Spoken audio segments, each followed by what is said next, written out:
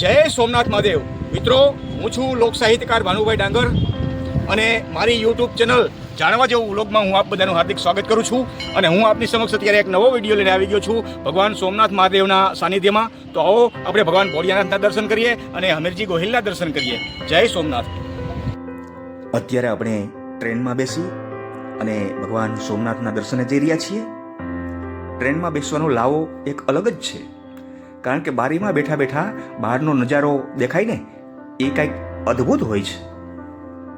અત્યારે મારી સાથે ટ્રેનમાં વજુભાઈ ચાવડા પણ છે, જેઓ વિડીયોગ્રાફી કરી રહ્યા છે, સારા એવા ફોટોગ્રાફર પણ છે.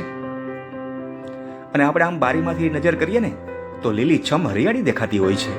હાલો જાય સોરઠમાં સાજા રહે શરીર, ડુંગરે ડુંગરે દેવતા અને પાણે પાણે પીર. આવી લીલી હરિયાળી જોઈ અને આપણી આંખ ઠરે ને એવો અદ્ભુત નજારો છે. તો અત્યારે આપણે સોમનાથ મહાદેવના પટાંગણમાં પહોંચી ગયા છીએ. અહીંયા પારેવા મોટી સંખ્યામાં ચૈણ ચણી રહ્યા છે. રોજ આ ગ્રાઉન્ડમાં ચૈણ નાખવામાં આવે છે. ભાવિકો બધા ધીમે ધીમે દર્શન માટે ઉમટી રહ્યા છે. સરસ મજાનું વિશાળ પટાંગણ છે. બધા પોતાના મોબાઈલ જમા કરી અને મંદિરમાં જઈ રહ્યા છે. આ સામે દેખાય એ ભગવાન સોમનાથનું મુખ્ય મંદિર છે. હજી હમણાં જ મંદિર ઉપર નવી ધજા ચડાવવામાં આવી છે. ધજા લહેરાઈ રહી છે પવનમાં. ખૂબ જ સરસ મંદિર. સરદાર વલ્લભભાઈ પટેલે આ નવા મંદિરની પ્રતિષ્ઠા કરેલી. જય ભોળાનાથ. ઓમ નમઃ શિવાય, ઓમ નમઃ શિવાય. આ ભગવાન ભોળિયાનાથનું શિવલિંગ છે. અહીંયા રોજે રોજ અલગ અલગ શણગાર કરવામાં આવે છે. અને આ સોમનાથના શિવલિંગની સ્થાપના ભગવાન ચંદ્રએ કરેલી છે. વર્ષો પહેલા ચંદ્રદેવે આ શિવલિંગની સ્થાપના કરેલી હતી. ચંદ્રદેવ અહીંયા પૂજા કરતા. વિશાળ દરિયા કિનારો, રત્નાકર સાગર ઘૂઘવી રહ્યો છે. સૂર્યના સોનેરી કિરણો દરિયામાં આપણું મન મોહી રહ્યા છે. ખૂબ સરસ વાતાવરણ. અહીંનો દરિયો મુખ્યત્વે શાંત હોય છે, પણ જ્યારે જ્યારે પવન હોય ત્યારે મોજા પણ આવતા હોય છે. પણ આજે શાંત વાતાવરણ છે. ખૂબ જ અદ્ભુત નજારો. પંખીડા પણ અહીંયા ઉડી રહ્યા છે. સરસ મજાનો સોમનાથનો દરિયો જોવાની મજા કંઈક અલગ જ છે. ભગવાન ભોળિયાનાથની ધજા પવનના હિસાબે ફડાકા મારી રહી છે. અદ્ભુત નજારો, વિશાળ પટાંગણ. જય હો, જય હો.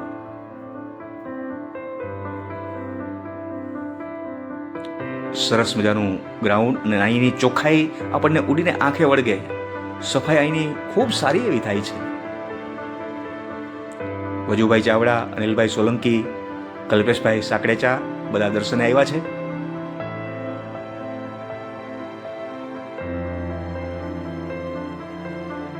વાહ, સફાઈ કામદારો સતત અહીંયા સાફસૂફ કરી રહ્યા છે. કચરો જોવા ન મળે આપણને. અને આ છે વીર હમીરજી ગોહિલ. જ્યારે મોહમ્મદ બેગડાએ સોમનાથ મંદિર પર ચઢાઈ કરી ત્યારે હમીરજી ગોહિલે પોતાની સાથે હજારો સૈનિકો લઈ અને શિવજીના મંદિરની રક્ષા કરેલી હતી અને પોતે આ જગ્યાએ પોતાનું બલિદાન આપેલું છે. હજારો સૈનિકોએ પણ આ જગ્યાએ બલિદાન આપેલા છે. એમના માનમાં એમનું અહીંયા વિશાળ સ્ટેચ્યુ રાખવામાં આવેલ છે. બીજા પણ વીરોના સ્ટેચ્યુ છે અહીંયા.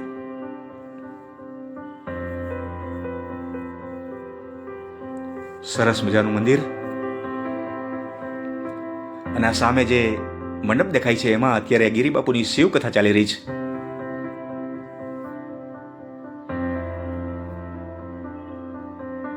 જેઠા બાપા ધર્મશાળા પણ મંદિરની સામે જ છે. ભાવિકો ત્યાં રોકાય છે. બધા ભાવિકો દર્શન કરવા માટે આવી રહ્યા છે મંદિરમાં.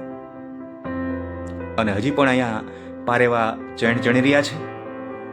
આવો આપણે બજારમાં જઈ અને બજારની મુલાકાત કરીએ. સોમનાથની બજારમાં અસંખ્ય વસ્તુઓનું વેચાણ થાય છે. ભગવાન ભોળિયાનાથને પ્રિય એવું ડમરું, હાથમાં બાંધવાના બ્રેસલેટ, રુદ્રાક્ષ, કટલેરી, શિવલિંગ, ઘણી બધી વસ્તુઓ અહીંથી આપણને મળી જાય છે.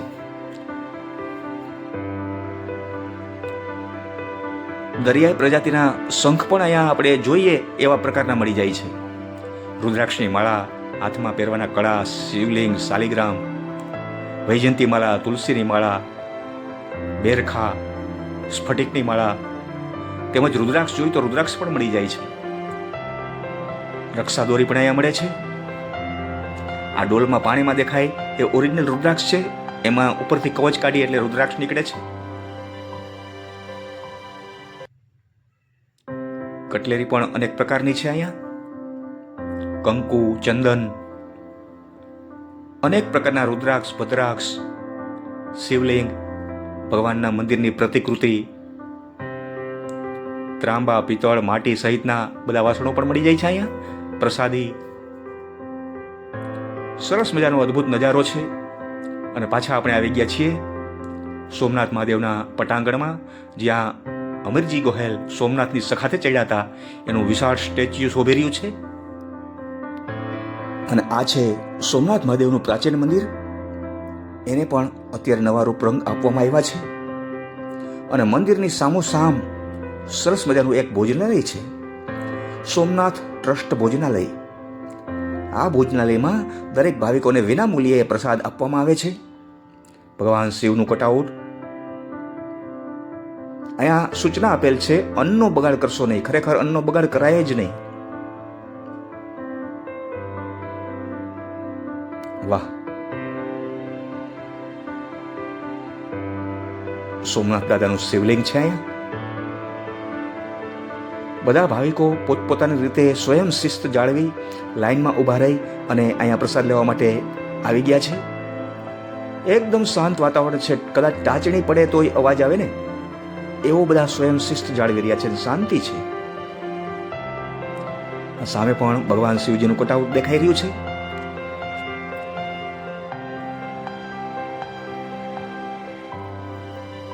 અહીંયા ભાવિકો પ્રસાદ લઈ રહ્યા છે. કેવું સ્વાદિષ્ટ ભોજન છે. એકદમ મસ્ત બટેટાનું શાક, રસાવાળું મિક્સ શાક. વાહ! અરે વાહ! આ તો ચોખ્ખા ઘીનો શીરો જોતા જ મોઢામાં પાણી આવી જાય. ગરમા ગરમ રગડા જેવી દાળ, એવા જ સરસ ભાત, દાળ ભાત, શાક, રોટલી, ગરમા ગરમ રોટલી મશીનમાં બનાવવામાં આવે છે. અમારા કલ્પેશભાઈ ભોજન લઈ રહ્યા છે. વજુભાઈને દાળ અંતરમાં વાલી છે, જો દાળ પી રહ્યા છે. અને બાજુમાં બેસી અને અનિલભાઈ મોઢું મલકાવી રહ્યા છે. બધા ભાવિકો અહીંયા શાંત ચિત્તે પ્રસાદ ગ્રહણ કરી રહ્યા છે. એકદમ શાંત વાતાવરણ, જરાય અવાજ નહીં, જરાય દેકારો નહીં. ખૂબ જ સરસ. અહીંયા પીવાનું પાણી છે, ઠંડુ અને ફિલ્ટરવાળું પાણી. ભાવિકો પોતાની સાથે બોટલ લઈ આવી અને બોટલ પણ સાથે ભરીને લઈ જાય છે. ફરી પાછા આપણે બહાર આવીએ. આ સામે દેખાય એ જૂનું શિવાલય છે. ભગવાન સોમનાથનું જૂનું મંદિર છે. આવો પાછા આપણે દરિયા કિનારે જઈએ. ગુજરાતનો 1600 કિલોમીટર લાંબો દરિયા કિનારો. ખૂબ જ અદ્ભુત નજારો. અહીંયા દરિયો મુખ્યત્વે શાંત હોય છે, પણ જ્યારે જ્યારે પવનની લહેરો હોય ત્યારે મોજા પણ આવી જાય છે. અહીંયા પંખીડા ઉડી રહ્યા છે હજી. ખૂબ જ સરસ વાતાવરણ. મિત્રો, મારો આ વિડીયો ગમ્યો હોય તો આ વિડીયોને લાઇક કરજો, શેર કરજો અને મારી આ ચેનલ જાણવા જેવું વ્લોગને ખૂબ સબસ્ક્રાઇબ કરજો, જેથી કરીને નવા વિડીયો તમને મળતા રહીએ.